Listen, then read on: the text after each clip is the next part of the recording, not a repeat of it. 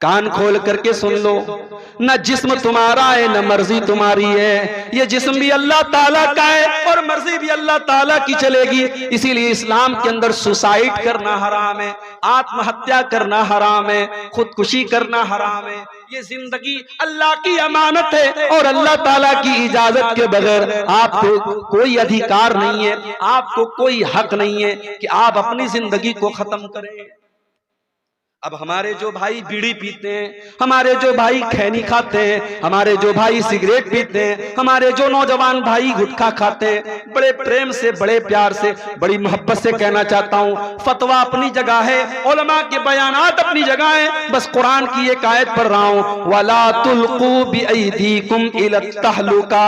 अल्लाह फरमाता है, ऐ मेरे बंदो, ऐसा कोई काम न करो जिससे तुम हलाक हो जाओ, अपने आप को हलाकत में न डालो, अपनी जान को बर्बाद न करो। ऐ गुटखा खाने वाले, तेरे गुटखे के पैकेट पर लिखा है टोबैको कॉजेस कैंसर। सिगरेट पीने वाले, तेरे सिगरेट के पैकेट पर लिखा है टोबैको कॉजेस कैंसर। टोबैको के इस्तेमाल से, तंबाकू के इस्तेमाल से कैंसर होता है। और हमने देखा है कितने पान खाने वाले, कितने सिगरेट पीने वाले, कितने बीड़ी पीने वाले जब कैंसर के मरीज हो गए, 2-4 महीने तड़पते रहे, फिर बड़ी बुरी मौत वो मर करके अल्लाह के यहाँ चले गए। मेरे प्यारे साथियों, ऐसी कोई चीज मत खाओ, ऐसा कोई काम न करो जिसकी वजह से तुम अपने शरीर को बर्बाद कर रहे हो, अपनी किडनी को बर्बाद कर रहे हो, अपने फेफड़े को बर्बाद कर रहे हो। वला तुल्कू बिअयदीकुम इला तहलुका। अल्लाह फरमा रहा है, अपने आप को हलाकत में मत डालो। और खुल के एक बात कहूं, हो सकता है कुछ लोगों को बुरा लगे, मगर मैं खुल के बोल देता हूं। मोबाइल का दौर है, इंटरनेट का दौर है। हम जानते हैं मोबाइल की स्क्रीन के ऊपर उंगली के टच से कौन कौन सी चीजें आपके सामने आ जाएंगी, शायद किसी ने सोचा भी नहीं था पहले के दौर में। आज गंदगी का सारा सैलाब हमारे नौजवान के हाथों में है। रात का अंधेरा है, कमरे की तन्हाई है, आपका मोबाइल स्क्रीन है और आप क्या देख रहे हैं, या तो आप जानते हैं या आपका रब जानता है। कितने हमारे नौजवान हैं इस तरीके के गंदे वीडियोस देखते हैं, फिर उसके बाद वो अपनी जवानी को बर्बाद करते हैं और जब उनकी शादी होती है अपनी बीवी का हक अदा करने के काबिल भी नहीं होते हैं। मैं अपने नौजवान साथियों से बड़ी मोहब्बत से कहना चाहता हूँ, भाई मेरे, अपने जिस्म को बर्बाद न कर, अपनी जवानी को बर्बाद न कर, कल तुझे पछताना पड़ेगा। वला तुल्कू बिअयदीकुम इला तहलुका। अपने आप को हलाकत में न डालो, कोई ऐसा काम न करो जिसकी वजह से तुम हलाक हो जाओ, तुम्हारी आंखें बर्बाद हो जाएं, तुम्हारा जिस्म बर्बाद हो जाए, तुम्हारी जवानी बर्बाद हो जाए, तुम्हारी इज्जत बर्बाद हो जाए। अपनी बहनों से भी कहना चाहूंगा, मोबाइल इस्तेमाल करो, मैं मना नहीं करता, सोशल मीडिया का इस्तेमाल करो, मैं मना नहीं करता, मगर हराम क्या है, हलाल क्या है, जायज क्या है, नाजायज क्या है, सही क्या है, गलत क्या है, इसका डिफरेंस हमेशा करते रहना, इसका फर्क हमेशा करते रहना। कोई ऐसा कदम न उठाना जिससे आपकी इज्जत खतरे में पड़ जाए, आपका ईमान खतरे में पड़ जाए। वला तुल्कू बिअयदीकुम इला तहलुका। अपने आप को हलाकत में न डालना।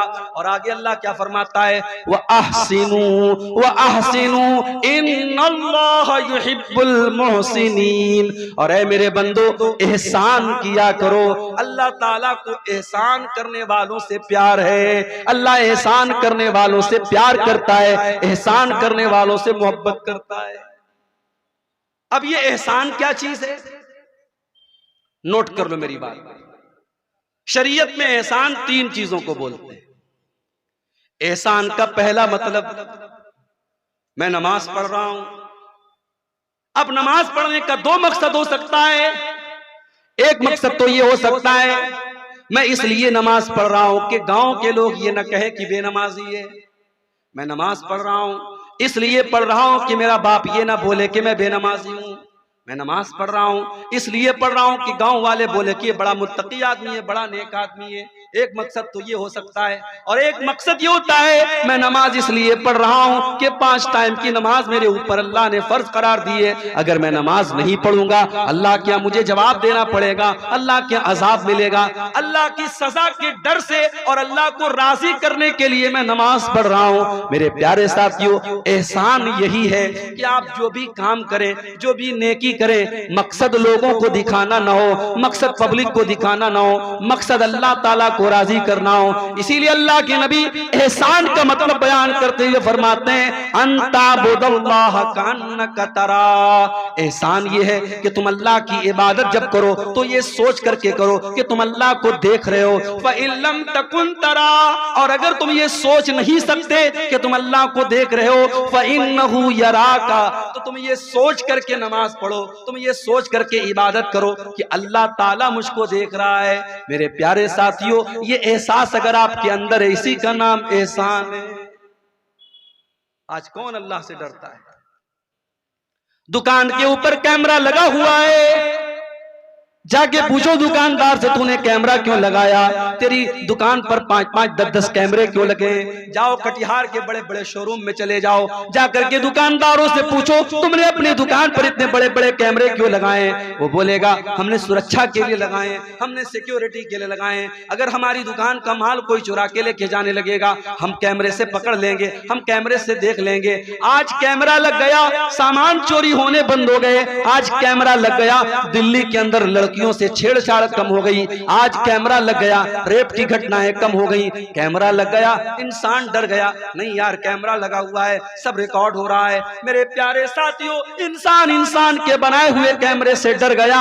इंसान का बनाया हुआ कैमरा तो फेल भी हो सकता है, इंसान का बनाया हुआ कैमरा तो खराब भी हो सकता है। इंसान का बना हुआ कैमरा तार से और वायर से चल रहा है, इंटरनेट से चल रहा है, इंटरनेट रुक गया, वायर कट गया, तार कट गया, लाइट ऑफ हो गई, कैमरे ने काम करना बंद कर दिया।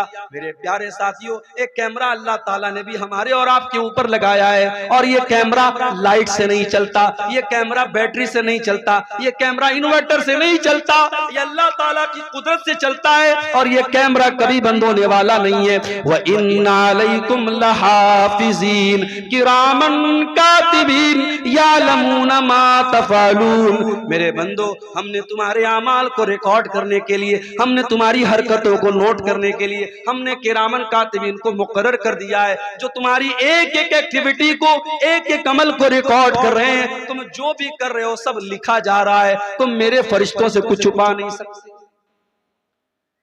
आप जलसे में गए थे, सामने कोई खूबसूरत लड़की आ रही थी, आप माशाल्लाह कुर्ता पैजामा भी पहने हुए थे, आपने सर पे टोपी भी लगाई थी। आपने सोचा कि डायरेक्ट अगर लड़की को देखूंगा गांव वाले सोचेंगे बड़ा बेहुदा आदमी है, बड़ा बदतमीज आदमी है। आपने नजरें कहीं और कर दी, निशाना कहीं और कर दिया, आपकी निगाहें कहीं और हैं, निशाना कहीं और है, कोई दूसरा आदमी देखने वाला नहीं है। अल्लाह फरमाता है यालमु खाइनतल आयुनि व मा तुख्फिस सुदूर। अल्लाह तो वो है जो तुम्हारी आंखों की चोरी को भी जानता है। जब तुम्हारी आंखें इधर उधर चक्कर लगाती हैं, तुम्हारे आंखें कहीं होती है, निशाना कहीं होता है। वमा तुख्फिस सुदूर, अल्लाह तो वो है जो तुम्हारे दिल के अंदर छुपे हुए राज और भेद को भी जानता है।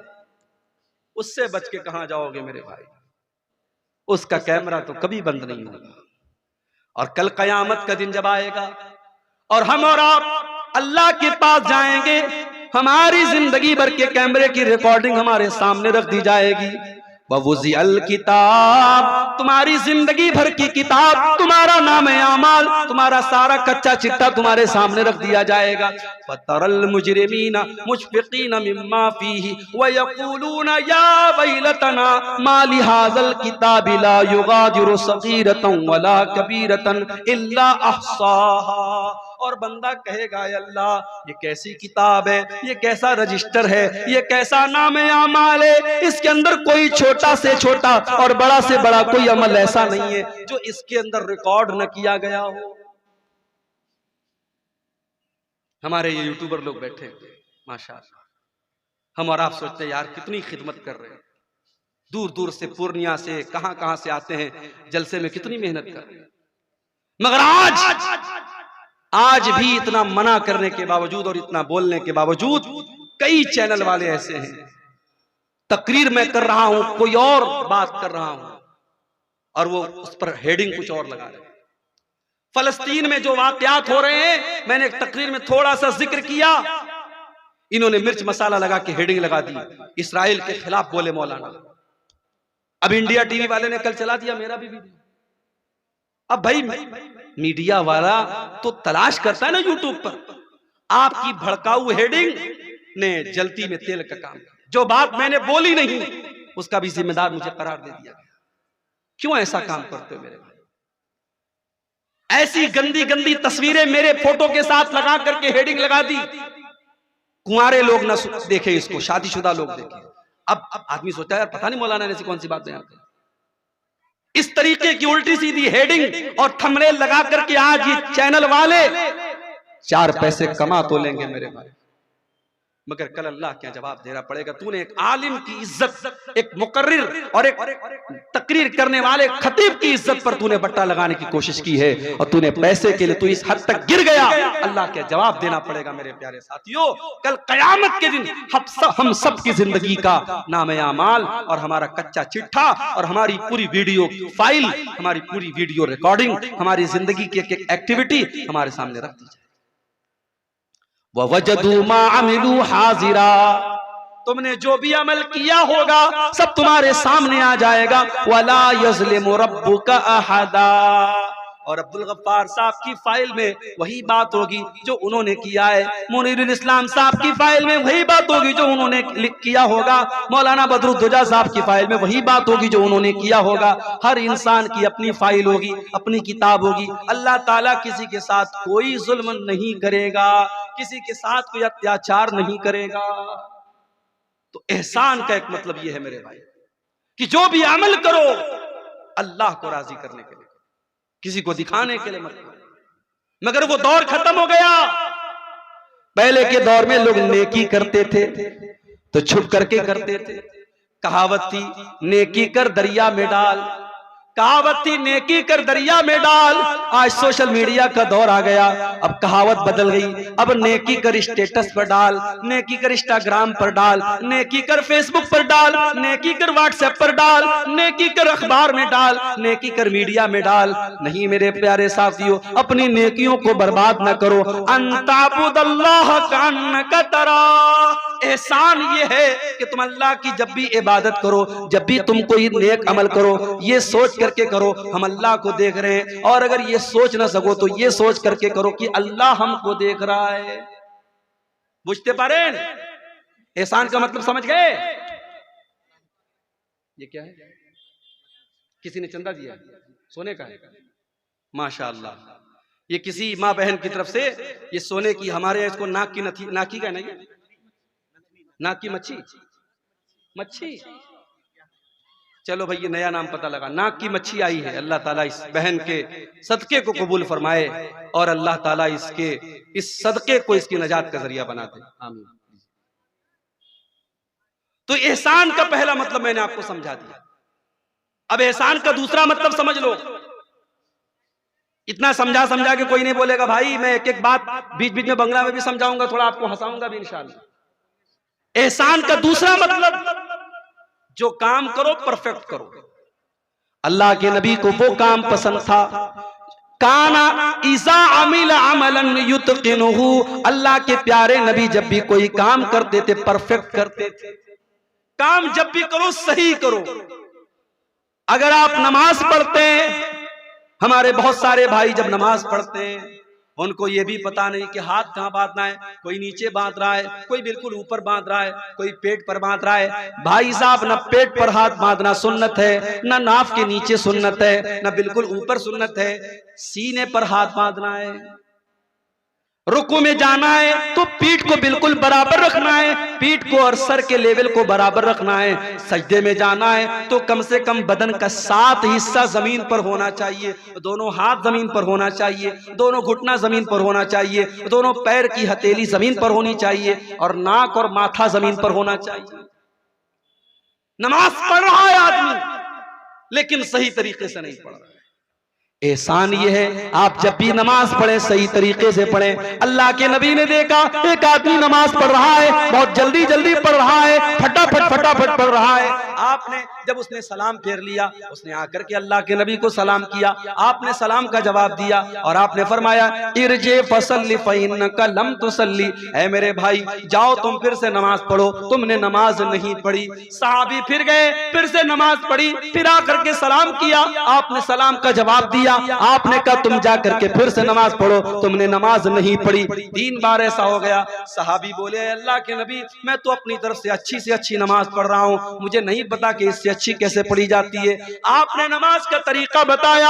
आपने फरमाया जब तुम नमाज में खड़े हुआ करो, इत्मीनान से खड़े हुआ करो, सुकून से खड़े हुआ करो, अल्लाहु अकबर कह करके हाथ बांधा करो, सूरह फातिहा पढ़ा करो, कोई सूरत मिला लिया करो। फिर जब रुकू में जाया करो, इत्मीनान से रुकू किया करो, जब रुकू से उठा करो, इत्मीनान से खड़े हो जाया करो, फिर आराम से सजदा किया करो, फिर आराम से सजदे से उठा करो, इत्मीनान से नमाज पढ़ा करो, तब जाकर के तुम्हारी नमाज पूरी होगी।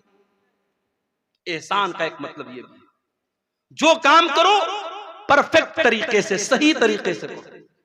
यहां तक कि जब आप जानवर के गर्दन पे छुरी चला रहे हो, अल्लाह के नबी फरमाते हैं इज़ा क़तलतुम फ़ासिनुल क़ितला व इज़ा ज़बातुम फ़ासिनुज़ ज़िबहा। जब तुम अपने जानवरों को ज़बा करो तो सही तरीके से ज़बा करो, उसका तरीका समझ लो कि कहां पे छुरी रखना है, कौन सी रग को काटना है, कब काटना है। जब ज़बा करो तो सही तरीके से ज़बा करो, अपनी छुरी को तेज कर लिया करो। छुरी ऐसी ना हो कि बेचारा जानवर तड़प तड़प करके मरे, छुरी इतनी तेज हो कि एक बार छुरी चलाओ और जानवर की जान निकल जाए। छुरी को पहले से तेज कर लो ताकि अपने जानवरों को आराम पहुंचाओ।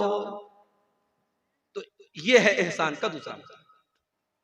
एहसान का तीसरा मतलब भलाई करना, अच्छा सलूक करना, अपनी जबान के जरिए, अपने अमल के जरिए फायदा पहुंचाना, एहसान करना। और जब एहसान आप करेंगे तो सबसे पहले किसके साथ करेंगे? फरमाया व बिल वालिदैन एहसाना, अपने माता पिता के साथ, अपने माँ बाप के साथ आपको एहसान करना है। मौलवी साहब, मेरे बाप ने मेरे साथ बहुत गलत काम किया है, मेरे बाप ने जायदाद से मुझको बेदखल कर दिया है, 4 भाइयों को जायदाद में हिस्सा दिया और मौलवी साहब मेरे बाप ने मुझको जायदाद में हिस्सा नहीं दिया। आपके बाप ने गलत किया, नाइंसाफी की, जुल्म किया, आपके बाप की अल्लाह ताला के यहाँ पकड़ होगी, मगर फिर भी इस गलत करने के बावजूद आपकी जिम्मेदारी है व बिल वालिदैन एहसाना, आप अपनी जात से अपने माँ बाप को तकलीफ न पहुंचाना, जहां तक हो सके उनके साथ अच्छा सलूक करते रहना। बहुत मुश्किल काम है मगर करना है। रिश्तेदारों के साथ एहसान करना, पड़ोसियों के साथ एहसान करना, अपने आसपास के लोगों के साथ एहसान करना, हर मुसलमान के साथ एहसान करने की कोशिश करना। तो अल्लाह को एहसान करने वाले लोग बहुत पसंद है। आगे बढ़ते हैं। दूसरी चीज जो अल्लाह ताला को बहुत पसंद है, बला मन औफा बिअहदिही वत्तका, जो इंसान अपने वादे को पूरा करता है और अल्लाह से डरता है, मुत्तकी बन जाता है, तकवा वाला बन जाता है। वो कान खोल करके सुन ले, फ़इन्नल्लाह युहिब्बुल मुत्तकीन, अल्लाह ताला को तकवा वाले लोग बहुत पसंद है। तकवा किसको कहते हैं? तकवा का अर्थ क्या है? तकवा का मतलब क्या है? चलिए आपको बता देता हूं। तकवा का मतलब यह है कि मेरे और गुनाह के बीच में एक रुकावट आ जाए, एक आड़ आ जाए कि नहीं यार ये गुनाह का काम है, मैं नहीं। हमारे और गुनाहों के बीच में एक रुकावट आ जाए, अल्लाह का डर आ जाए, अल्लाह का खौफ आ जाए, इसी का नाम तकवा है। अल्लाह के नबी एक वाकया बयान फरमाते हैं कि 3 दोस्त थे जो एक मर्तबा सफर पे जा रहे थे। रास्ते में बारिश होने लगी, पहाड़ के ऊपर तीनों चढ़ गए। एक गुफा थी, एक गार था, तीनों गार के अंदर दाखिल हो गए। अचानक एक बहुत बड़ा सा पत्थर आया और गार का मुंह बंद हो गया, तीनों गार के अंदर कैद हो गए। अब तीनों ने आपस में मशवरा किया कि हम लोग तो बहुत बड़ी मुसीबत में पड़ गए, अब चलो हम लोग अल्लाह ताला से कोई दुआ करते हैं, कोई ऐसा अमल अल्लाह ताला के सामने बयान करते हैं जो अमल हमने अल्लाह ताला को खुश करने के लिए किया था, हो सकता है कि अल्लाह ताला हमारे उस अमल के बदले हमारी मुसीबत खत्म कर दे। पता ये चला जिंदगी में कुछ नेकियां ऐसी करके रखो कि जो सिर्फ आपको पता हो और अल्लाह को पता हो। मुसीबत पड़ने पर और आजमाइश आने पर अल्लाह से कह सको कि अल्लाह वो नेकी मैंने सिर्फ तेरे लिए की थी अल्लाह, किसी को नहीं बताया था, कोई नहीं जानता था, उस नेकी का हवाला आप दे सकते। तीनों गार के अंदर फंसे हुए हैं, पहाड़ की गुफा के अंदर फंसे हुए हैं और तीनों अपनी अपनी नेकियों को बयान कर रहे हैं। उन तीनों में एक आदमी कहता है, हाय अल्लाह मेरी एक चचाजाद बहन थी, मेरी चचा की लड़की थी और मैं उससे बहुत प्यार करता था, बहुत मोहब्बत करता था, मैं उससे बहुत प्यार करता था, मैं उसको पाना चाहता था, उसके साथ अपनी शहावत को पूरी करना चाहता था। मुझे मौका नहीं मिल रहा था। एक मर्तबा ऐसा हुआ कि गांव में सूखा पड़ गया, कहत साली पड़ गई, लोग अनाज के दाने दाने को तरसने लगे। वो चचाजाद बहन, वो चचा की लड़की मेरे पास आती है और मुझसे मदद मांगती है। मैं कहता हूं मैं तुझको 100 दिरहम दूंगा या 100 दीनार दूंगा। दिरहम का भी लफ्ज हदीस में आता है, दीनार का भी लफ्ज हदीस में आता है।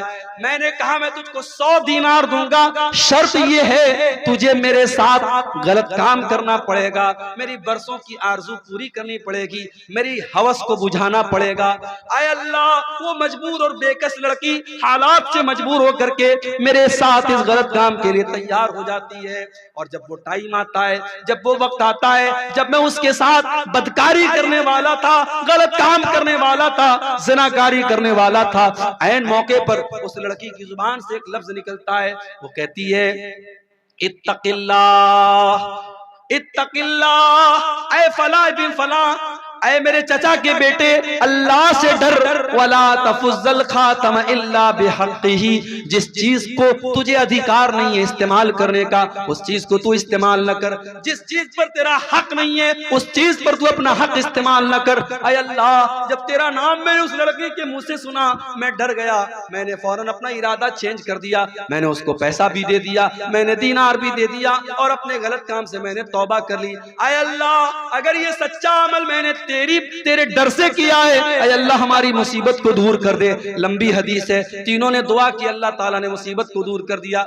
मेरे प्यारे साथियों, तकवा इसी का नाम है, तकवा इसी का नाम है। हमारे और अल्लाह की नाफरमानी के बीच में और गुनाह के बीच में एक बैरियर आ जाए, एक रुकावट आ जाए, एक दीवार खड़ी हो जाए, उसी दीवार का नाम तकवा है। इसीलिए बहुत बड़े इमाम पैदा हुए हैं, हजरत इमाम तल्क बिन हबीब। इमाम तल्क बिन हबीब कहते हैं तकवा का मतलब और तकवा का अर्थ बताते हुए कहते हैं कि तकवा ये है कि तुम कोई नेकी का काम करो, अल्लाह ताला की रोशनी में करो, अल्लाह की रोशनी में तुम नेकी का काम करो और अल्लाह के डर से, अल्लाह को राजी करने के लिए करो।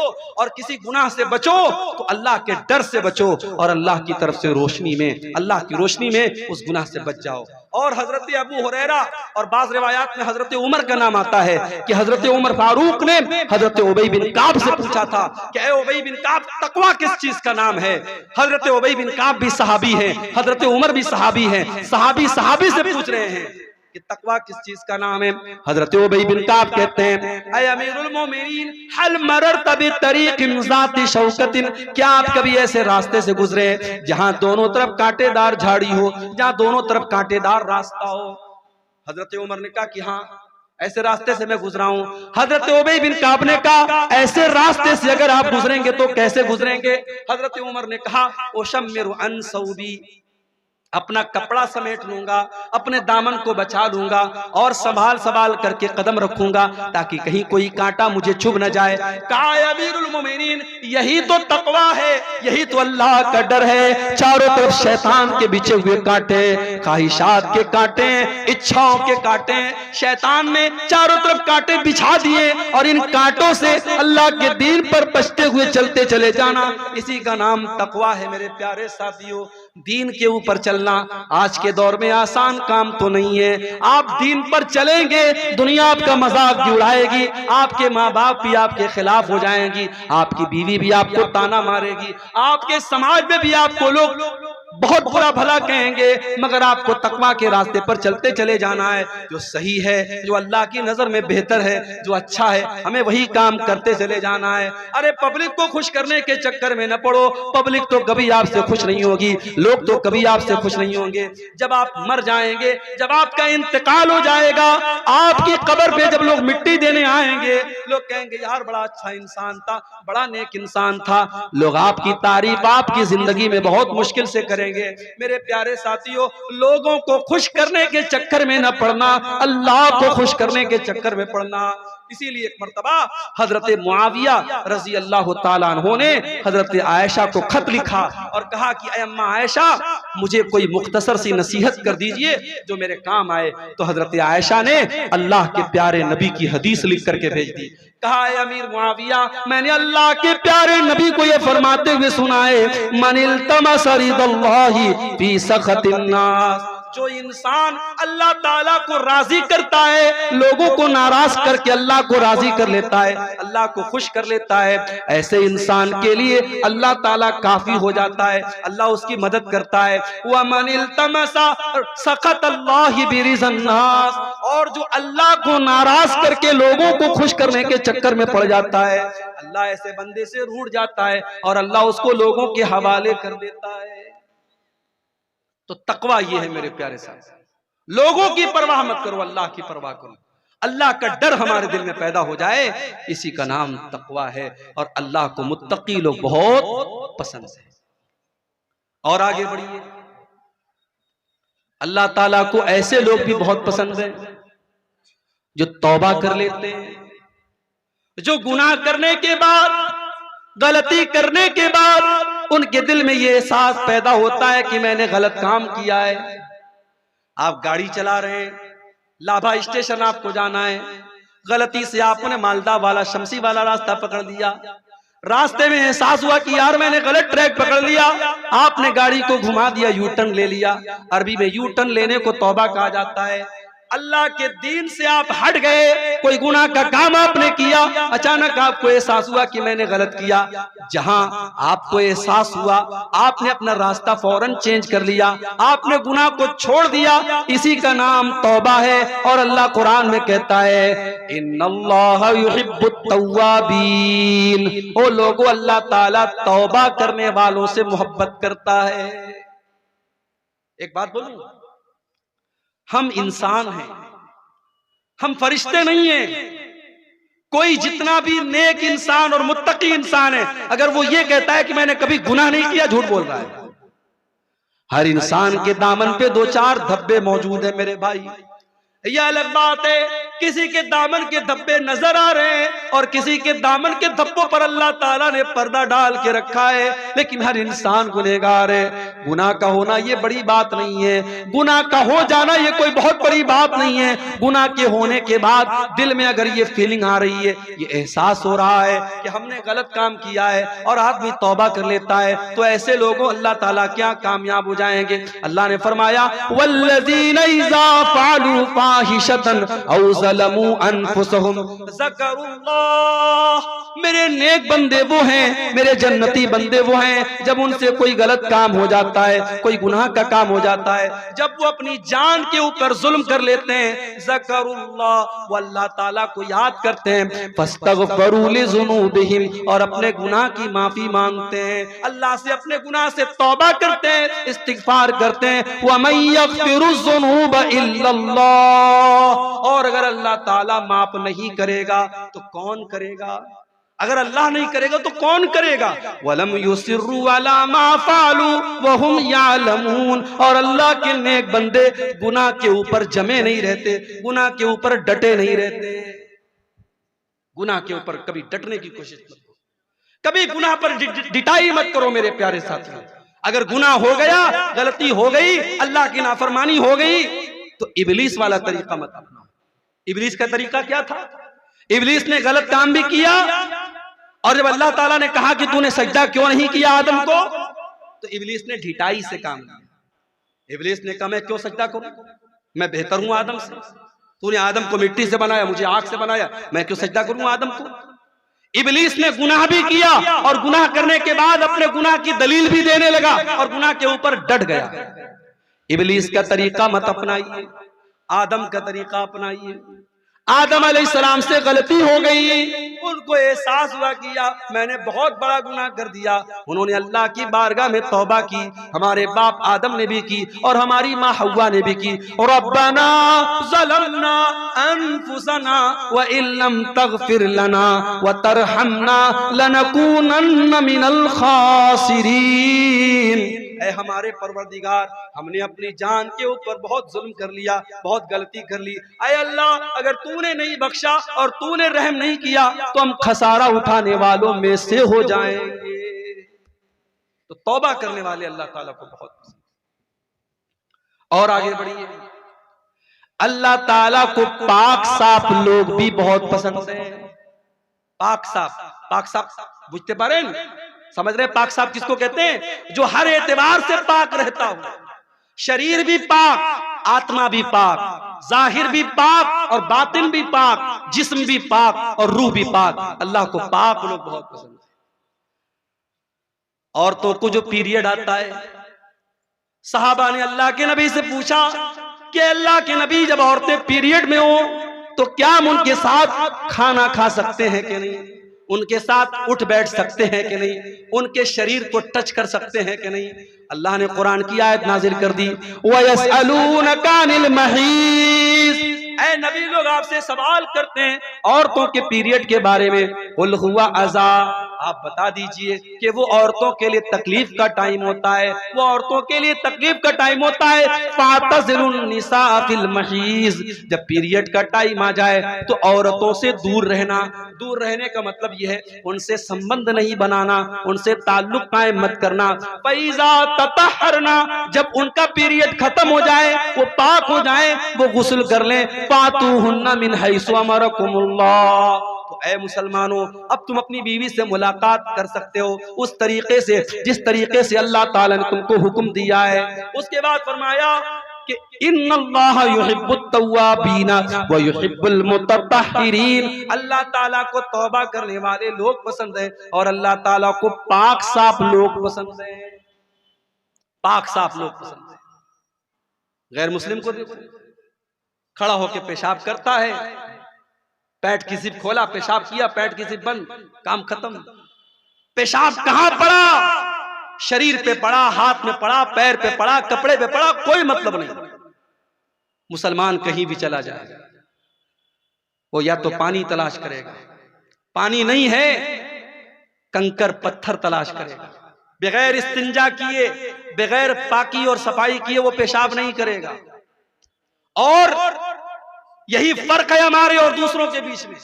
हमारे नबी ने हमें पेशाब और पाखाना करने के आदाब भी बताए हैं, इस्तिंजा करने के आदाब भी बताए हैं, कैसे इस्तिंजा करना है और कैसे नहीं करना है। सफाई सुथराई हमारे दीन के अंदर।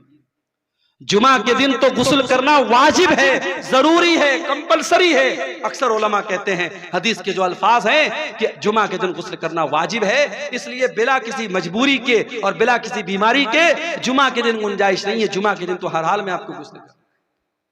नापाक हो गए आप, बीवी से मुलाकात आपने कर ली, अब शरीयत कह रही है आप कुरान नहीं छू सकते, आप नमाज नहीं पढ़ सकते, पहले जाकर के गुस्ल कीजिए, पाकी हासिल कीजिए, उसके बाद आप नमाज। मेरे प्यारे साथियों, हमारे दीन से ज्यादा पाकी सफाई आपको कहां मिलेगी? हमारे दीन में सबसे अहम इबादत नमाज है और नमाज के लिए पाकी का होना जरूरी है। अगर पानी के जरिए पाकी हो रही है बहुत अच्छी बात है, अगर पानी अवेलेबल नहीं है, अगर पानी नहीं मिल रहा है, अल्लाह ताला कुरान में कहता है फतयम्ममू सईदन तय्यबा, अगर पानी नहीं मिल रहा है या तुम बीमार हो गए हो और पानी का इस्तेमाल करने से और ज्यादा बीमार होने का डर है तो तुम तयम्मुम कर लिया करो, पाक मिट्टी के जरिए पाकी हासिल कर लिया करो। तो इस्लाम के अंदर पाकी की बड़ी अहमियत है। कपड़ा भी पाक होना चाहिए, नमाज आप पढ़ रहे हैं वो जगह भी पाक होनी चाहिए, और सबसे बढ़कर जिस्म को जितना भी पाक कर लिया, अगर अंदर से इंसान गंदा है, मुशरिक है और अंदर से नजिस और नापाक है तो वो जितना भी साबुन से और शैम्पू से नहा ले कोई मतलब नहीं।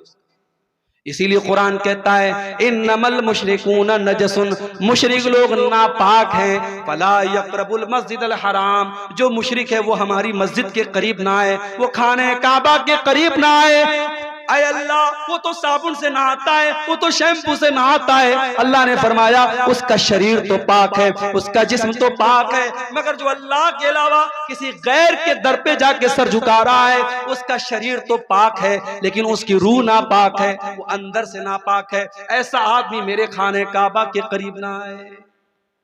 तो अपने अकीदे को भी पाक करो, अभी कुछ दिनों पहले मेरा एक प्रोग्राम था बरेली में।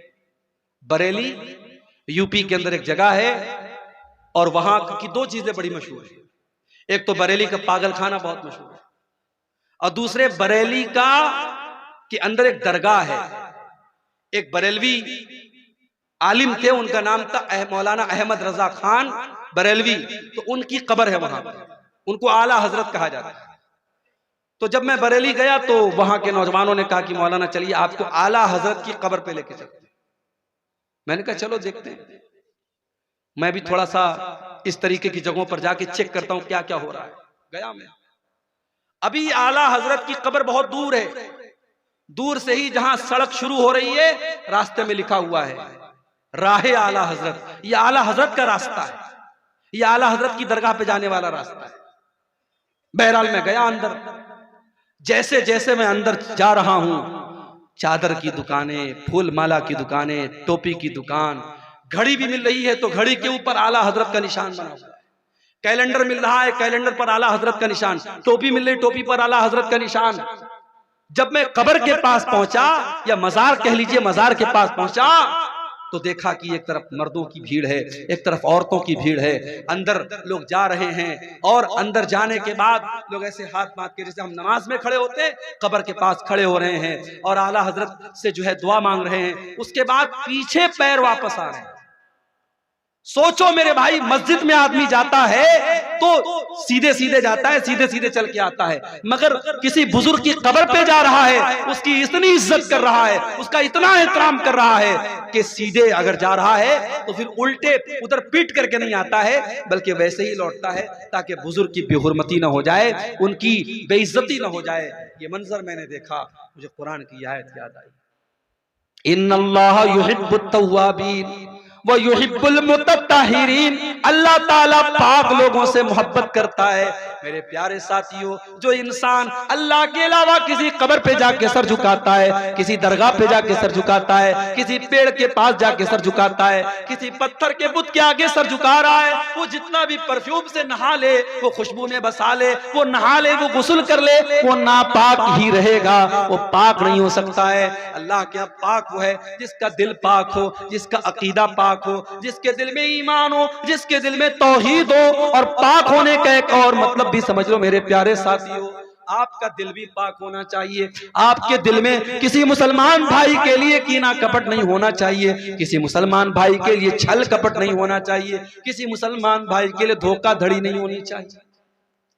अल्लाह के नबी के एक सहाबी हैं, एक मर्तबा अल्लाह के नबी सहाबा के साथ बैठे हुए थे। अचानक आपने सहाबा से कहा, इस दरवाजे से एक ऐसा इंसान आने वाला है जो जन्नत में जाएगा, एक जन्नती आने वाला है। सहाबा ने अपनी नजरें दरवाजे की तरफ टिका दी, देखे कौन आ रहा है। सहाबा ने देखा कि एक अंसारी साहबी वजू करके चले आ रहे हैं और दाढ़ी से वजू का पानी टपक रहा है और हाथों में जूता चप्पल लेके चले आ रहे हैं। सहाबा ने सोचा चलो होगी उनके अंदर कोई खास बात। दूसरा दिन फिर आया, फिर अल्लाह के नबी ने फरमाया एक जन्नती आदमी आने वाला है। वही सेम साहबी उसी सेम कंडीशन में हाथों में जूता चप्पल लेके और वजू करके चले आ रहे हैं, दाढ़ी से वजू का पानी टपक रहा है। 3 दिन तक लगातार ऐसा होता है। एक साहबी कहते हैं मैं पता लगाने के लिए उस अंसारी साहबी के पीछे पीछे गया। जब वो अपने घर में जाने लगे, मैंने कहा मेरे अंसारी भाई, मेरे बाप से झगड़ा हो गया है और मैंने कसम खाई है मैं 3 दिन तक अपने बाप के घर में नहीं जाऊंगा। ऐ मेरे अंसारी भाई, क्या 3 दिन तक आप मुझे अपना मेहमान बना लेंगे, क्या अपने साथ अपने घर में रखेंगे? अंसारी साहबी ने कहा कोई बात नहीं, आप 3 दिन तक मेरे मेहमान बन जाएंगे। मेरी प्यारी माओ बहनों, आज घर में मेहमान आता है, बहुत सारी औरतों के पेशानी पर बल पड़ जाता है, बहुत सारी औरतों के माथे पर बल आ जाता है। ये मेहमान कहां से आ गए, ये मुसीबतें कहां से आ गई? शायर कहता है अल्लाह मेरे रिज्क की बरकत न चली जाए, अल्लाह मेरे रिज्क की बरकत न चली जाए, 2 रोज से घर में कोई मेहमान नहीं है। मेहमान बरकत लेके आता है। मेहमान अगर आपके घर में आया है, उसकी बेइज्जती न करना, उसकी तौहीन न करना, उसकी खिदमत में कमी न करना। अगर करोगे तो ये भी ईमान की कमी की निशानी है। अंसारी साहबी ने एक बार जाकर के अपनी बीवी से नहीं पूछा कि खाना बना है कि नहीं बना है, कितना बना है, अनाज घर में है कि नहीं, तेल घर में है कि नहीं। सहाबा किराम के मकानात बड़े छोटे छोटे थे मगर दिल बहुत बड़ा था। अंसारी साहबी ने 1 मिनट सोचे बगैर कहा कि ऐ मेरे भाई कोई बात नहीं, आप आ जाइए मेरे घर में, आप मेहमान बन जाइए।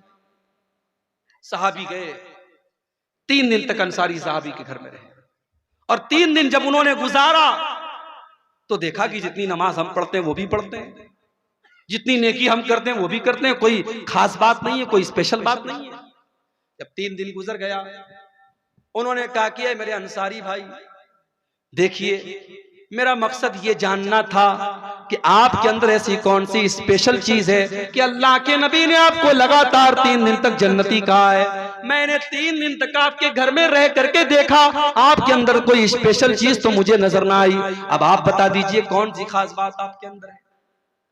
अंसारी साहब ने कहा, देखो मेरे भाई, मेरे अंदर ऐसी कोई खास बात नहीं है, जो है वो तुमने देख लिया, लेकिन एक चीज मेरे अंदर है, ला अजिदु फी क़ल्बी गिश्शन लि अहदिन मिनल मुस्लिमीन। मैं अपने दिल में किसी मुसलमान के साथ फ्रॉड नहीं रखता, अपने दिल में किसी मुसलमान के लिए कीना नहीं रखता, किसी मुसलमान के लिए छल कपट नहीं रखता। वला अहसुदु अहदन अला नेमतिन, और अगर मेरे किसी मुसलमान भाई को अल्लाह ताला ने किसी नेमत से नवाजा है, पैसा दे दिया, दौलत दे दिया, इज्जत दे दिया, शोहरत दे दिया, मैं किसी मुसलमान से हसद नहीं करता। आज समाज को देख लो, भाई भाई से हसद कर रहा है, भाई भाई से हसद कर रहा है, पड़ोसी पड़ोसी से हसद कर रहा है, साड़ू साड़ू से हसद कर रहा है, रिश्तेदार रिश्तेदार से हसद कर रहा है। मेरे प्यारे साथियों, अल्लाह ताला को पाक साफ लोग पसंद है। अगर आप चाहते हैं अल्लाह आपसे मोहब्बत करे, अपने दिल को छल कपट से पाक कर लो, अपने दिल को हसद से पाक कर लो और आगे बढ़िए। अल्लाह को एक और चीज बहुत पसंद है, और वो चीज क्या है? वो चीज है तवक्कुल करना, अल्लाह के ऊपर विश्वास करना, अल्लाह के ऊपर भरोसा करना। अल्लाह ने फरमाया, फैज़ा अज़मत फतवक्कल अलल्लाह इन्नल्लाह युहिब्बुल मुतवक्किलीन। ऐ नबी, जब आप किसी काम का फैसला कीजिए तो अल्लाह के ऊपर भरोसा कर लीजिए। अल्लाह ताला को ऐसे लोग पसंद है जो अल्लाह के ऊपर भरोसा करते। आप लोग करते हैं कि नहीं भरोसा अल्लाह ताला को? बोलें भाई, करते हैं आप? चलिए एक हदीस सुनाता हूं, आपको पता लग जाएगा कितना करते हैं। बुखारी शरीफ की रिवायत है, अल्लाह के नबी कहते हैं कि मुझे दिखाया गया मेरी उम्मत का मंजर। मैंने आसमान में देखा, बहुत बड़ी भीड़ मुझे नजर आई। मैंने समझा ये मेरी उम्मत के लोग हैं। मुझे बताया गया कि ये मूसा अलैहिस्सलाम की कौम के लोग हैं। फिर उसके बाद मैंने और देखा, आसमान के ऊपर चारों तरफ मुझे आदमी ही आदमी नजर आ रहे हैं, इंसान ही इंसान नजर आ रहे हैं। मैंने पूछा ये कौन लोग हैं? जवाब मिला, ये आपकी उम्मत के लोग, ये आपकी उम्मत के लोग हैं, ये मुसलमान लोग हैं। और ये जितनी भीड़ आपको नजर आ रही है, इसमें 70,000 ऐसे लोग हैं जो बगैर हिसाब के और बगैर अजाब के जन्नत में जाएंगे। उनसे कोई हिसाब नहीं लिया जाएगा, उनको 1 मिनट के लिए अजाब भी नहीं दिया जाएगा, उनको डायरेक्ट जन्नत में डाला जाएगा। इतना बयान किया अल्लाह के नबी ने, चले गए। अब सहाबे किराम आपस में चर्चा करने लगे, डिबेट करने लगे, बहस करने लगे, गुफ्तगू करने लगे कि वो 70,000 कौन लोग होंगे जो बगैर हिसाब के और बगैर अजाब के डायरेक्ट जन्नत में जाएंगे। कुछ सहाबा ने कहा ये वो लोग होंगे जो ईमान की हालत में पैदा हुए, जिन्होंने जिंदगी में कभी शिर्क नहीं किया। सहाबा ने सोचा हम लोग तो पहले शिर्क करते थे, पहले गुनाह का काम करते थे, हम तो नहीं हो सकते, हमारी आने वाली नस्लें हो सकती हैं, हमारी औलाद हो सकती है। कुछ सहाबा ने कहा कि नहीं नहीं, ये वो लोग हैं जो अल्लाह के नबी के सहाबी हैं, जो अल्लाह के नबी के साथी हैं, जिन्होंने नबी का साथ दिया है। सहाबे किराम अपने अपने विचार को पेश करने लगे।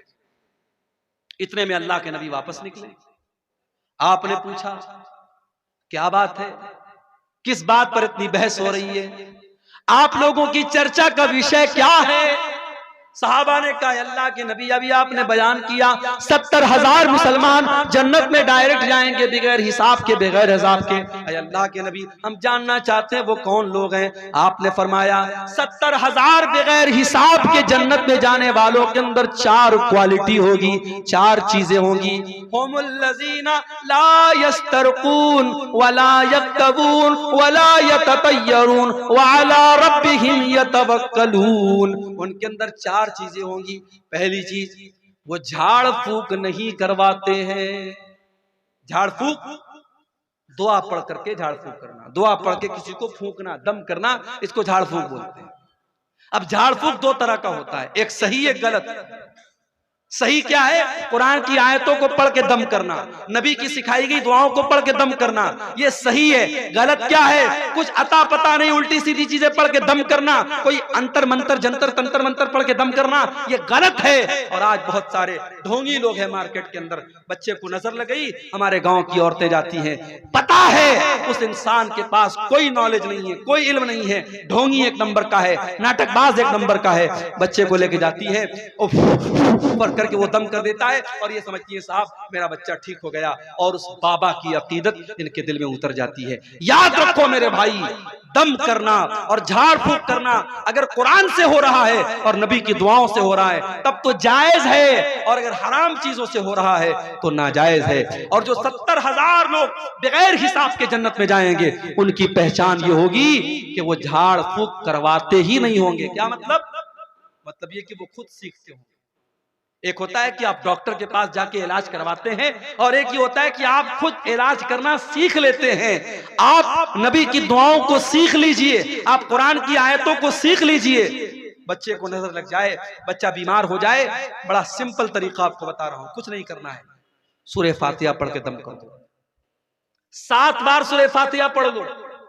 अल्लामा इब्न तैमिया ने लिखा है, अल्लामा इब्न क़य्यिम ने लिखा है कि सूरह फातिहा के अंदर बहुत सारी बीमारियों से शिफा है। 7 मरतबा सूरह फातिहा आपने पढ़ दिया। और सूरह फलक और सूरह नास, कुल औज़ु बिरब्बिल फलक और कुल औज़ु बिरब्बिन नास, ये पढ़ के आप दम कर दीजिए। इसी तरीके से अल्लाह के नबी ने एक दुआ सिखाई, उईज़ुका बिकलिमातिल्लाहि ताम्मा मिन कुल्लि शैतानिन व हाम्मा व मिन कुल्लि ऐनिन लाम्मा। ऐ मेरे बच्चे, मैं तुझको अल्लाह की पनाह में दे रहा हूँ हर शैतान से, हर मुसीबत से और हर बुरी नजर से। ये दुआ पढ़ के दम कर दो, बच्चे को कोई नजर नहीं लगेगी, नजर लगी होगी तो बच्चा ठीक हो जाएगा। अब आज के दौर में चूंकि फास्ट फूड का जमाना है, हर इंसान को रेडीमेड चीजें चाहिए, तो हम क्या करते हैं? हम दुआओं को सीखते नहीं हैं, हम मौलवी साहब से जाके दम करवाते हैं। अल्लाह के नबी ने फरमाया अगर बगैर हिसाब के जन्नत में जाना है तो झाड़ फूक करवाना मत सीखो, करना सीखो। बच्चा बीमार है, बीवी बीमार है, बेटी बीमार है, खुद पढ़ के दम कर लो, दूसरे से कराने की नौबत ना आए।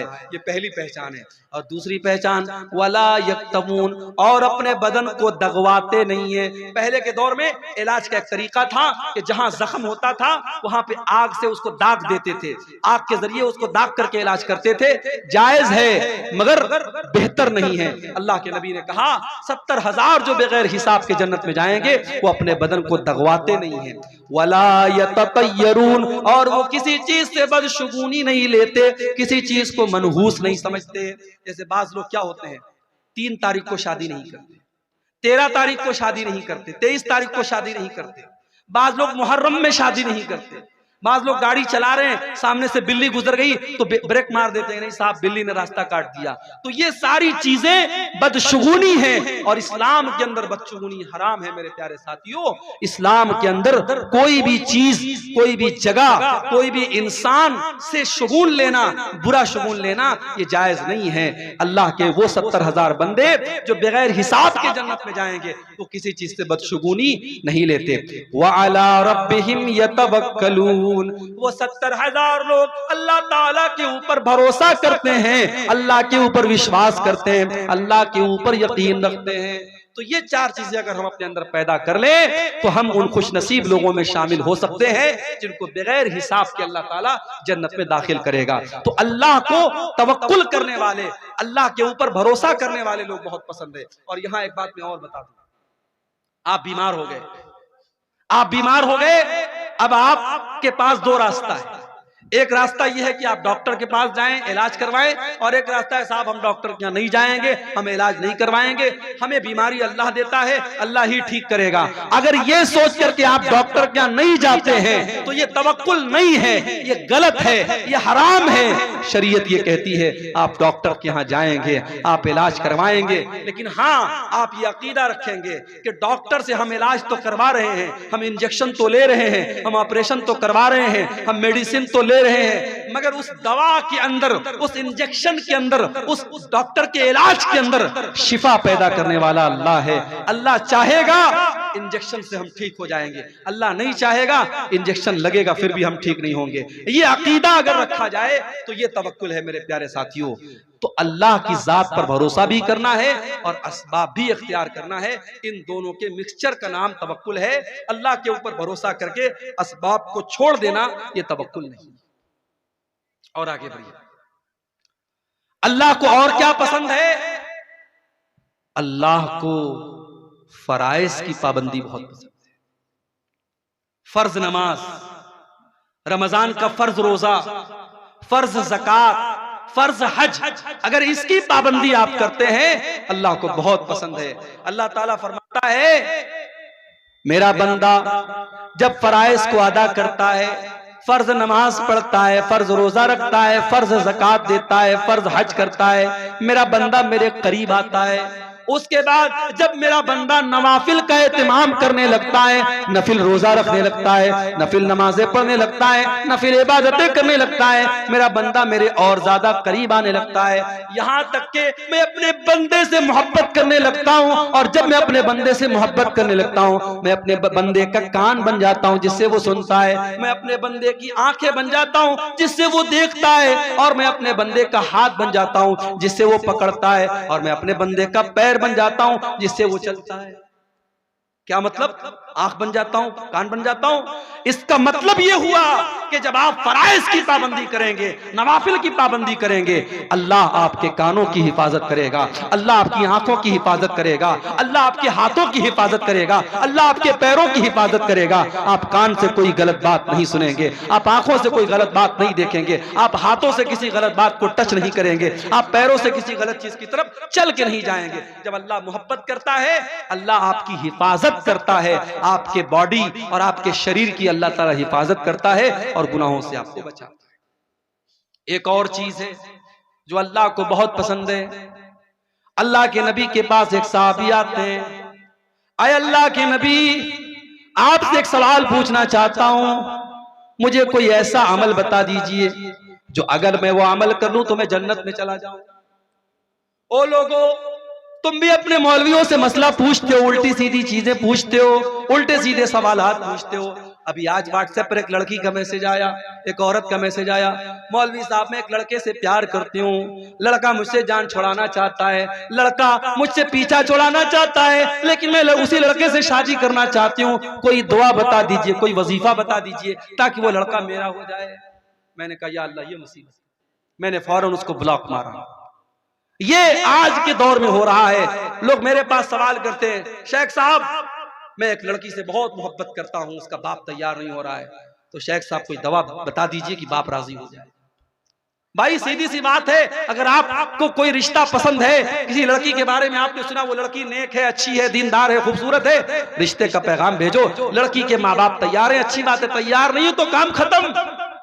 हराम तरीका इस्लाम में नहीं है, नाजायज रास्ता इस्लाम में नहीं है। इस्लाम का ये कॉन्सेप्ट नहीं है कि आप पहले चक्कर चलाएं और उसके बाद शादी करें। तो आजकल मौलवियों से सवालात अजीबोगरीब करते हैं। बाज लोग तो इतने फालतू सवालात करते हैं कि सीधे उनको ब्लॉक करने का मन करता है। सहाबा अल्लाह के नबी के पास आते थे, सवाल कैसे करते थे, अखबिरनी अन अमलिन युदखिलुनी अल जन्नह, ऐ अल्लाह के नबी मुझे ऐसा अमल बता दीजिए अगर वो अमल मैं करूं तो मैं जन्नत में चला जाऊं।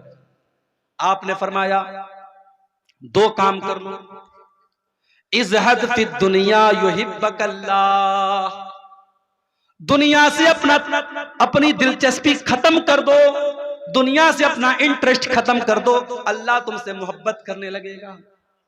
दुनिया के चक्कर में न पड़ो, दुनिया में रहो, दुनिया कमाओ, मगर दुनिया से दिल मत लगाओ। जगह जी लगाने की दुनिया नहीं है, ये इबरत की जा है, तमाशा नहीं है। दुनिया से दिल मत लगाओ मेरे भाई, ये बेवफा है ये दुनिया। जायदाद बनाने वाले जमीन के नीचे दफन है, बैंक बैलेंस इकट्ठा करने वाले जमीन के नीचे दफन है, अपनी ताकत का गलत इस्तेमाल करने वाले जमीन के नीचे दफन है। दुनिया से अपना इंटरेस्ट खत्म कर दो, जैसे हमारे नबी ने खत्म किया। हमारे नबी कैसे रहते थे दुनिया में? हमारे नबी सल्लल्लाहु अलैहि वसल्लम दुनिया में कैसे रहते थे? सहाबे किराम ने अल्लाह के नबी को देखा, आप एक चटाई पर लेटे हुए हैं, मामूली सी चटाई पर लेटे हुए हैं और पीठ पर चटाई के निशानात पड़े हुए हैं। आपने फरमाया, सहाबा ने कहा, अय अल्लाह के नबी, आप चटाई पर लेटते हैं, आपकी पीठ पर ये निशान पड़ जाता है, हमें अच्छा नहीं लगता है। अय अल्लाह के नबी, हमें इजाजत दीजिए, हम आपके लिए गद्दे का इंतजाम कर दें, हम आपके लिए आरामदेह बिस्तर का इंतजाम कर दें। आपने फरमाया, नहीं नहीं, ऐ मेरे सहाबा, माली वली दुनिया, मेरा दुनिया से क्या लेना देना है। मा अना इल्ला कराकिबिन इस्तज़ल्लता शजरतिन, अरे मैं तो एक मुसाफिर की तरह हूँ। एक मुसाफिर जब सफर पे निकलता है, किसी पेड़ के नीचे आराम करने के लिए लेट जाता है, थोड़ी देर आराम करता है, फिर अपने मंजिल की तरफ चला जाता है। ये दुनिया मेरी वक्ती आराम गाह है, ये दुनिया मेरी मंजिल नहीं है। मेरी मंजिल अल्लाह की आखिरत है, मेरी मंजिल जन्नत है। आप लोगों की मंजिल क्या है? बोलिए, जन्नत पाना है नहीं पाना है? ये इतना बड़ा प्रोग्राम हुआ, ये आपको जन्नत में लेके जाने के लिए इंतजाम किया गया। यहाँ पे आपने जो दान खैरात चंदा दिया है, वो इंशाअल्लाह वो आपके गुनाहों का कफ्फारा और आपको जन्नत में लेके जाने का जरिया बनेगा। आइए, रात का आखिरी टाइम है, जाते जाते अपनी माँ बहनों से भी कहना चाहूंगा, आपसे भी कहना चाहूंगा, जाते जाते अपनी जन्नत की तैयारी करके जाइए, इदारे के लिए ताउन करते हुए जाइए मेरे भाइयों। और मैं सबके लिए दुआ करता हूँ, अल्लाह जो भी इस इदारे को ताउन करके जाए, अल्लाह सबकी मग़फ़िरत फरमाए और सबको जन्नत का हकदार बनाए। तो अल्लाह के नबी ने फरमाया, अगर तुम ये चाहते हो कि अल्लाह तुमसे मोहब्बत करे, तो दुनिया से बेरग़बत हो जाओ, दुनिया से अपना इंटरेस्ट खत्म कर लो। और अगर ये चाहते हो कि लोग मुझसे मोहब्बत करें, तो लोगों से बेपरवाह हो जाओ, लालच मत करो, लोगों के हाथ और लोगों के पैसे की तरफ नजर मत डालो, लोगों से अपने आप को बेनियाज कर लो, लोग तुमसे मोहब्बत करने लगेंगे। लोग लालची लोगों से लोग मोहब्बत नहीं करते, लोग खुददार लोगों से मोहब्बत करते हैं। तो ये राज बताया अल्लाह के नबी ने। और एक आखिरी चीज बयान कर रहा हूं, मैं समझ रहा हूं कि आपका सब्र और रात का आखिरी टाइम है, सब्र और बर्दाश्त की इंतहा हो रही है, काफी देर से आप किताब सुन रहे हैं। एक आखिरी चीज बयान करके बात खत्म करता हूं। अल्लाह ताला को ऐसे लोग भी बहुत पसंद है मेरे प्यारे साथियों, जो अल्लाह की राह में जिहाद करते हैं, जो मौका पड़ने पर अल्लाह की राह में अपना सब कुछ कुर्बान कर देते हैं। अल्लाह ने फरमाया सूरह सफ के अंदर कुरान के 28वें पारे में, इन्नल्लाह युहिब्बुल लज़ीना युक़ातिलूना सफ़्फ़न कअन्नहुम बुनियानुम मरसूस। अल्लाह ताला उन लोगों से मोहब्बत करता है जो अल्लाह की राह में। साहिल आलम साहब ने ये 500 रुपए का चंदा दिया है, अल्लाह इनके इस चंदे को कबूल फरमाए, अल्लाह इनकी दुनिया और आखिरत में इनको कामयाब करे। मेरे प्यारे साथियों, आइए और जाते जाते इस इदारे को ताउन करके जाइए, अल्लाह आपके चंदे को, आपके दान को कबूल फरमाए। अल्लाह ताला को वो लोग पसंद हैं जो अपनी जान, अपना माल, अपना टाइम अल्लाह की राह में कुर्बान करते। अगर आप अल्लाह की राह में कुछ कुर्बान नहीं करते, तो कम से कम दिल में ये तमन्ना रखो, अगर मौका पड़ा तो हम जान कुर्बान कर देंगे। अल्लाह के नबी फरमाते हैं, लवदित्तु अन उक़्तला फी सबीलिल्लाह, मेरी तमन्ना है, मेरी आरज़ू है कि मैं अल्लाह की राह में कत्ल कर दिया जाऊं, सुम्मा उहया, और फिर अल्लाह मुझे दोबारा जिंदगी दे, सुम्मा उक़्तल, और फिर मैं कत्ल कर दिया जाऊं, बार बार मैं कत्ल किया जाऊं और बार बार मुझे जिंदा किया जाए। क्यों? क्योंकि इंसान जिससे मोहब्बत करता है, इंसान ये जानने की भी कोशिश करता है कि मेरे महबूब को क्या पसंद है। भाई, हम अपनी मां से मोहब्बत करते हैं, तो क्या हम ये जानने की कोशिश नहीं करेंगे मेरी मां को क्या पसंद है? मेरी मां को खाने में जो चीज पसंद है, मैं कोशिश करूंगा कि मां को वो चीज ला के दूं, खिलाऊं उसको। मुझे अपने बाप से प्यार है, बाप से मोहब्बत है, तो बाप को जो चीजें पसंद हैं, जिन चीजों से बाप को प्यार है, हम कोशिश करेंगे हम वो काम करें, वो चीजें हम लाएं जिससे हमारा बाप हमसे खुश हो जाए। ये मैं एग्जाम्पल दे रहा हूं, मिसाल दे रहा हूं। मैं मां से मोहब्बत करता हूं, मैं बाप से मोहब्बत करता हूं, इसलिए मैं मिसाल दे रहा हूं। लेकिन एक मोहब्बत और है मेरे प्यारे साथी। एक मुसलमान इस दुनिया में सबसे ज्यादा किससे मोहब्बत करता है? कुरान मजीद का दूसरा पारा खोलिए। अल्लाह तबारक व तआला फरमाता है, वमिनन नासि मन यत्तखिज़ु मिन दूनिल्लाहि अंदादन युहिब्बूनहुम कहुब्बिल्लाह। कुछ ऐसे भी लोग होते हैं जो अल्लाह के बराबर दूसरों को ठहराते हैं, अल्लाह का दर्जा दूसरे को देते हैं। युहिब्बूनहुम कहुब्बिल्लाह। जितना प्यार, जितनी मोहब्बत अल्लाह ताला से होनी चाहिए, उतनी मोहब्बत वो किसी और से करते हैं। जैसे हमारे बहुत सारे मुसलमान भाई हैं, उनको मक्का मुकर्रमा से उतना प्यार नहीं है, वो अल्लाह के घर का तवाफ करने की उतनी तलब अपने दिल में नहीं रखते जितनी तड़प उनके अंदर अजमेर शरीफ जाने की होती है। शायद आपको हैरत हो रही है, ऐसा कैसे हो सकता है, मगर है ऐसा। आपके हिंदुस्तान में, आपके बिहार में ऐसे मुसलमान मौजूद हैं जो हर साल अजमेर शरीफ का 2 चक्कर लगाते हैं, क्योंकि उनको ख्वाजा साहब से बहुत प्यार है। मगर आज तक उन्होंने हज नहीं किया, उम्रा नहीं किया, क्योंकि उनको यह लगता है कि ख्वाजा साहब उनका बेड़ा पार करा देंगे, उनको हज और उम्रा करने की जरूरत नहीं।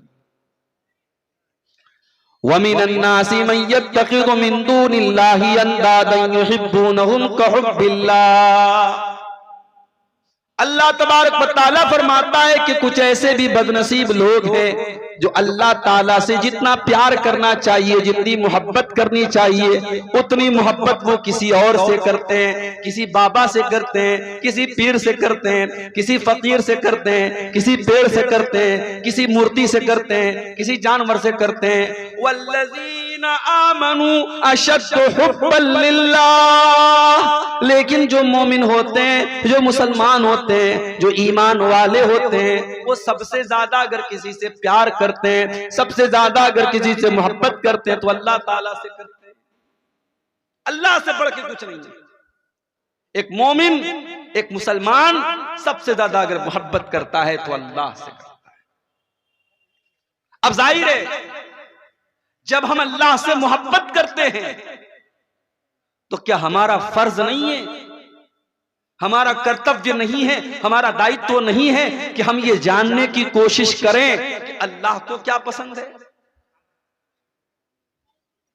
आज की तकरीर का हमारा टॉपिक यही है कि अल्लाह किससे मोहब्बत करता है, वो कौन लोग हैं, वो कौन सी क्वालिटीज हैं, वो कौन सी चीजें हैं जिनके करने वाले से अल्लाह मोहब्बत करता है। इससे पहले कि मैं वो चीजें बयान करूं, एक और बात आपको बता देता हूं। जब अल्लाह ताला किसी से मोहब्बत करता है,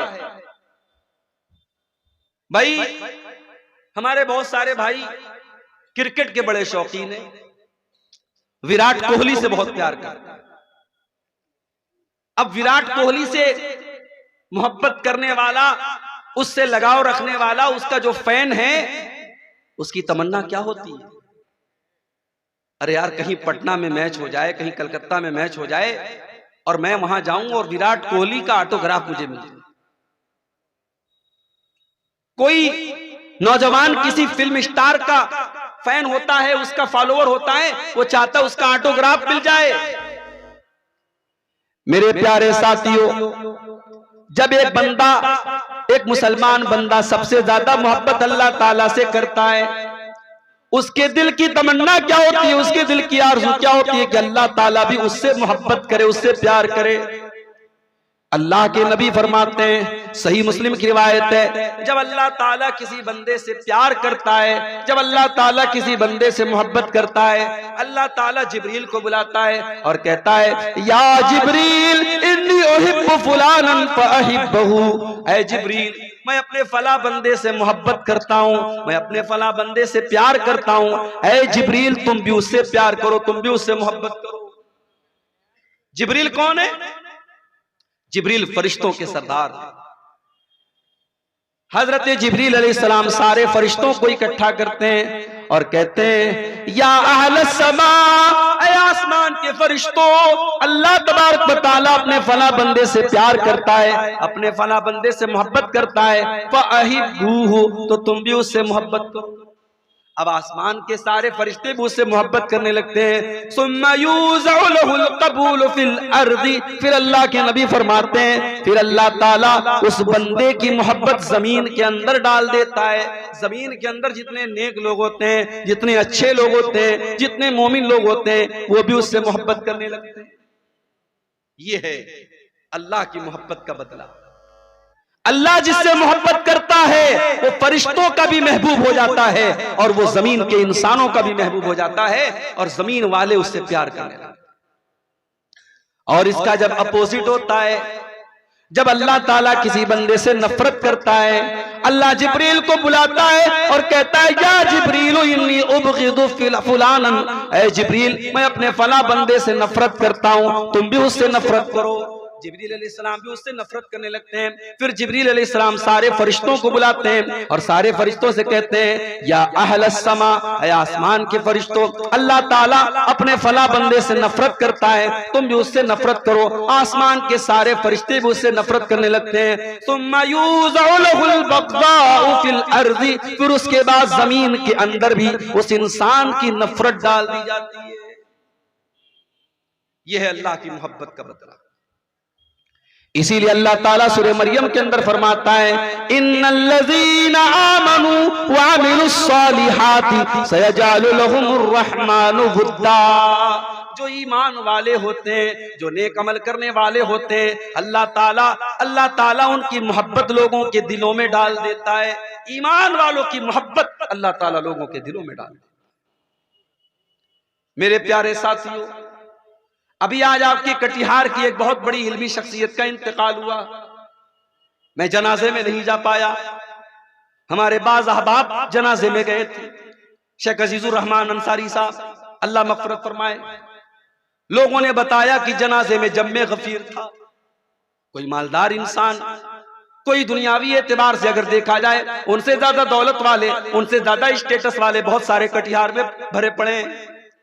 लेकिन आज एक आलिम दीन के इंतकाल के बाद उसके जनाजे में आने वाली हजारों की तादाद ये बता रही है उसकी दौलत की बुनियाद पर उससे मोहब्बत नहीं की जा रही है, उसकी शोहरत की बुनियाद पर उससे मोहब्बत नहीं की जा रही है, उसके स्टेटस की बुनियाद पर उससे मोहब्बत नहीं की जा रही है। ये मोहब्बत अल्लाह ताला के डर की बुनियाद पर है, ये उनके इल्म की बुनियाद पर है, ये उनके तकवा की बुनियाद पर है। मेरे प्यारे साथियों, जो ईमान वाला होता है, जो इल्म वाला होता है, जो तकवा वाला होता है, जिसके दिल में अल्लाह का डर होता है, अल्लाह ताला उसकी मोहब्बत भी लोगों के दिलों में डाल देता है। इमाम बुखारी के इंतकाल को 1000 साल गुजर गए, हमने इमाम बुखारी को नहीं देखा, हमने इमाम मुस्लिम को नहीं देखा, हमने अबू दाऊद को नहीं देखा, हमने इमाम नसई को नहीं देखा, इमाम तिरमिजी को नहीं देखा, इमाम इब्ने माजा को नहीं देखा, इमाम अहमद इब्ने हंबल को नहीं देखा, हमने इमाम अबू हनीफा को नहीं देखा, हमने इमाम मालिक को नहीं देखा, हमने इमाम शाफई को नहीं देखा। ये सारे के सारे इमाम, इन्होंने अल्लाह के नबी के दीन को फैलाने में बड़ी मेहनत से काम लिया, रात और दिन एक कर दिया। आज भी हम इनका नाम लेते तो बड़े अदब से नाम लेते हैं, बड़े एहतराम से नाम लेते हैं, हम उनकी रिस्पेक्ट करते हैं, उनका सम्मान करते हैं, उनसे प्यार करते हैं। क्यों करते हैं? क्या उनसे हमें कोई फायदा मिल रहा है? क्या उन्होंने हमारे घर में अनाज का राशन की बोरी पहुंचाई है? क्या उन्होंने हमारे बैंक अकाउंट में पैसा जमा कराया है? नहीं नहीं मेरे प्यारे साथियों, हम उनसे इसलिए बुनियाद करते हैं, ये अल्लाह के नेक बंदे थे, ये अल्लाह के मुत्तकी बंदे थे, ये दीन की खिदमत करने वाले बंदे थे। उनको गए हुए 1000 बरस गुजर गए, मगर आज भी हम उनसे मोहब्बत करते हैं। अल्लाह ताला फरमाता है इन्नल्लज़ीना आमनू व अमिलुस्सालिहाति सयजअलु लहुमुर रहमानु वुद्दा, जो ईमान वाले हैं और जो नेक अमल करने वाले हैं, अल्लाह उनकी मोहब्बत लोगों के दिलों में पैदा कर देता है। हमारे पड़ोसी मुल्क में एक बहुत जय्यद आलिम दीन पैदा हुआ, नाम सुना होगा आपने, अल्लामा एहसान इलाही ज़हीर रहमतुल्लाह अलैह। तकरीर करते थे तो मजमा बिल्कुल साइलेंट हो जाता। इंतकाल हुआ, बम ब्लास्ट हो गया जलसे के दौरान, कई उलमा तो मौके पर शहीद हो गए। अल्लामा एहसान इलाही ज़हीर भी बहुत ज्यादा जख्मी हुए। वो चूंकि मदीना यूनिवर्सिटी में पढ़े हुए थे और मदीना के अंदर उनकी बड़ी इज्जत थी, सऊदी गवर्नमेंट ने उस दौर में ऑफर किया कि इनका इलाज हम अपने सऊदी अरब में करना चाहते हैं। आनन फानन फ्लाइट से उनको पाकिस्तान से सऊदी अरब लेके जाया गया, हॉस्पिटल में एडमिट किया गया।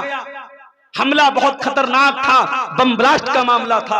अल्लामा एहसान इलाही ज़हीर रहमतुल्लाह अलैह बच नहीं पाए और सऊदी अरब के एक हॉस्पिटल में उनका इंतकाल।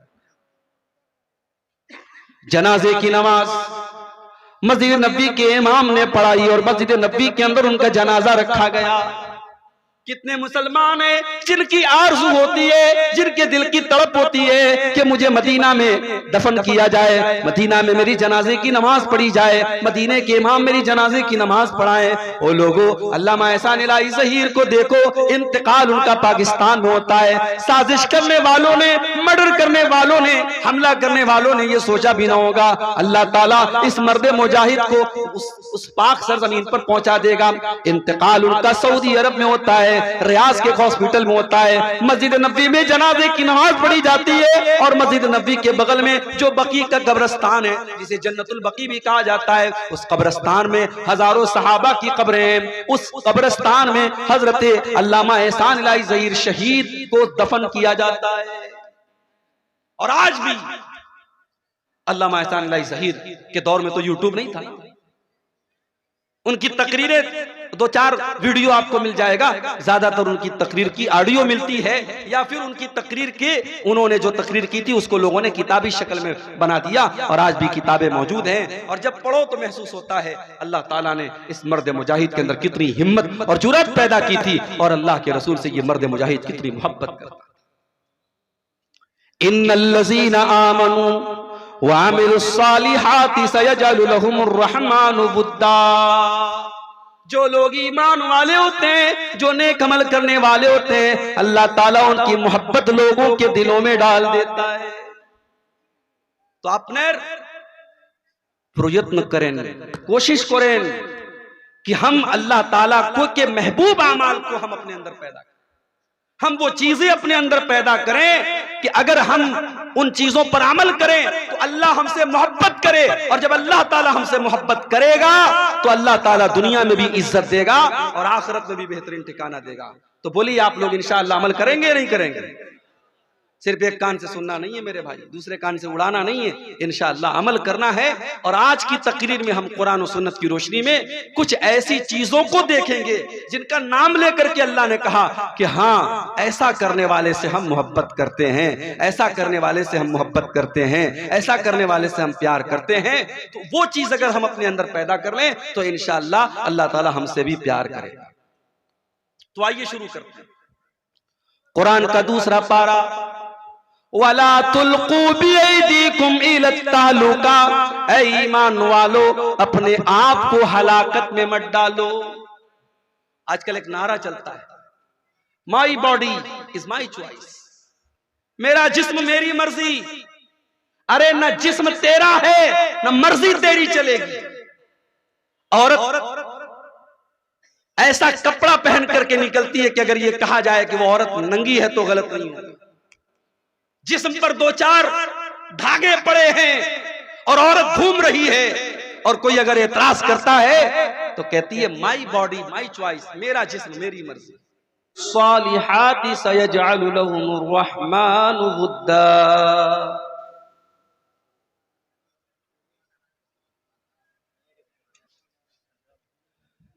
क्या कोई नहीं है जो तेरे गम में हो गमगीन, क्या कोई नहीं है जो तेरे गम में हो गमगीन, किस दिल में चुभी है तेरे एहसास की संगीन, ऐ अर्ज़ फ़लस्तीन, ऐ अर्ज़ फ़लस्तीन। कुरान बलब थे जो मुसलमान कहाँ हैं, वो क़िबले अव्वल के निगहबान कहाँ हैं। मकसूद रहा जिनको मज़ाहिब का तक़द्दुस, वो सरब कफन वक्त के सुल्तान कहाँ हैं। कब नींद से जागेंगे तेरे अहद के शाहीन, किस दिल में चुभी है तेरे एहसास की संगीन। ऐ अर्ज़ फ़लस्तीन, ऐ अर्ज़ फ़लस्तीन। चलते हैं कहाँ काम सुराही व सुबह से, होते हैं अदा सजदे मगर दिल के वजू से। मोमिन कभी ताकत से मिटा है न मिटेगा, मोमिन कभी ताकत से मिटा है न मिटेगा। तहरीर करो फिर रग कातिल के लहू से, हो जाएगी तारीख तेरे खून से रंगीन। किस दिल में चुभी है तेरे एहसास की संगीन। ऐ अर्ज़ फ़लस्तीन, ऐ अर्ज़ फ़लस्तीन। इन लाशों के अंबार पे अगियार भी चुप हैं, इस खून की होली पे तरफदार भी चुप हैं। इन लाशों के अंबार पे अगियार भी चुप हैं, इस खून की होली पे तरफदार भी चुप हैं। इशरत के सबब गैरत मोमिन भी है खामोश, इशरत के सबब गैरत मोमिन भी है खामोश। और मुर्दा सिफत साहिब असरार भी चुप हैं। मुस्लिम है मगर महवे तमाशा है सलातीन। किस दिल में चुभी है तेरे एहसास की संगीन। ऐ अर्ज़ फ़लस्तीन, ऐ अर्ज़ फ़लस्तीन। हैदर को कहीं ढूंढ या खालिद का पता दे, हैदर को कहीं ढूंढ या खालिद का पता दे। ऐ उम्मत मुस्लिम किसी कासिम को सदा दे। हैदर को कहीं ढूंढ या खालिद का पता दे। ऐ उम्मत मुस्लिम किसी कासिम को सदा दे। पैदा न हुआ मर्द मुजाहिद कोई ऐसा, पैदा न हुआ मर्द मुजाहिद कोई ऐसा, जो हक का परस्तार हो बातिल को मिटा दे। ऐ राहत जां और मेरी रूह की तस्कीन, ऐ राहत जां और मेरी रूह की तस्कीन। किस दिल में चुभी है तेरे एहसास की संगीन। ऐ अर्ज़ फ़लस्तीन, ऐ अर्ज़ फ़लस्तीन, ऐ अर्ज़ फ़लस्तीन, ऐ अर्ज़ फ़लस्तीन। सदर मोहतरम, उलमाए किराम, मोहतरम बुजुर्गों, नौजवान साथियों, पर्दा नशीन माँ और बहनों, प्यारे बच्चों,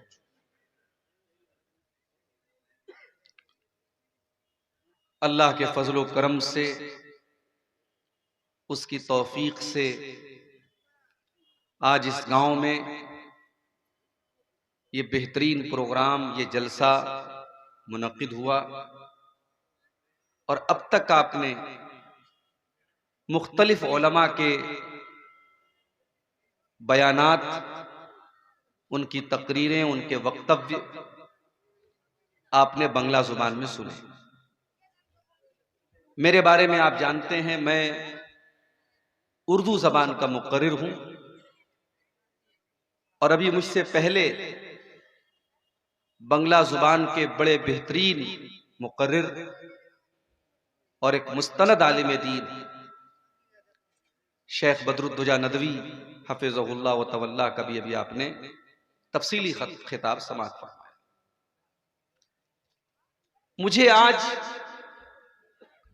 जिस मौजू पर आपके सामने कुछ बात करनी है, बड़ा अहम मौजू है और हर मुसलमान को, चाहे वो मर्द हो चाहे वो औरत हो, इस मौजू की जरूरत है। मैं जो बात बोलने वाला हूं इस मौजू पर, इस उन्वान पर, इस टॉपिक पर, इस विषय पर हम सबको जानने की जरूरत है। ये शीश मोहम्मद भाई ने 500 रुपए का ताउन पेश किया है, अल्लाह इनके चंदे को भी कबूल फरमाए। मेरे प्यारे साथियों, अल्लाह के नबी सल्लल्लाहु अलैहि वसल्लम तमन्ना कर रहे हैं, क्या हमारे दिल में ये तमन्ना है, क्या हमारे दिल में ये आरजू है? आइए ये तड़प और ये आरजू भी हम अपने अंदर पैदा करें, अल्लाह के दीन के लिए, अल्लाह की रजा के लिए। हमसे सद्दाम हुसैन भाई ने 500 रुपए का ताउन पेश किया है, अल्लाह इनके चंदे को भी कबूल फरमाए। मेरे प्यारे साथियों, अल्लाह के दीन के लिए कुर्बानी करने का जज्बा पैदा कीजिए। ये जज्बा भी बहुत बड़ी चीज है। आप कुछ नहीं करते, अगर ये जज्बा है तो वक्त पड़ने पर आप दीन के लिए बहुत कुछ कर सकते हैं। आइए हम अल्लाह से दुआ करें, रब्बुल आलमीन हमने जो सुना है, जो हम तुझे राजी करने वाले और तेरे